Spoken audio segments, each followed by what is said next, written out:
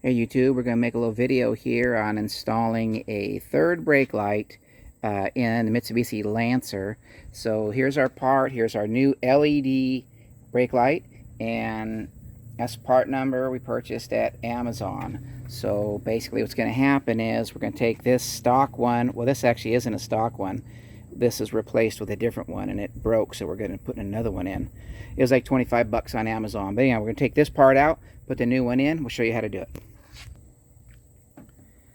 So inside, you're going to pop off these little clips just like this. It's a center pin that pops out, so you get a little plastic detail tool or even a like a screwdriver, a little flatty, and you pop all of those out, right? So there's a few of them along here, and get those popped out and pull that interior piece out. Okay, so we got our 7 little clips removed.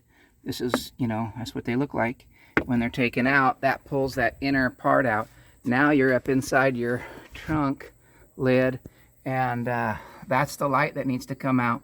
So you see those 2 nuts need to pull off and disconnect that electrical connector. You need to press in on the bottom and then pull down to get that connector off, okay?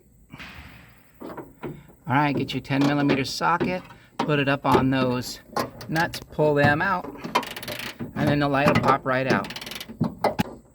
Once the bolts are loose, you just pull the light from the inside, pull down on it, and it'll come out of there. It's going to grab onto those 2 studs that stay in place. But then, and then you can see the gasket here. This original, or this light here, didn't come with a gasket, so we had to reuse the factory gasket. But the new one we purchased did come with a new gasket, so we'll use that. This light actually was also bought at Amazon. It was a different part number, I believe, and it didn't last very long, maybe a year, and the LEDs in it quit working. But it's got a nice smoke black lens on it, so it looked cooler on the car. But anyhow, that's how you pull one out.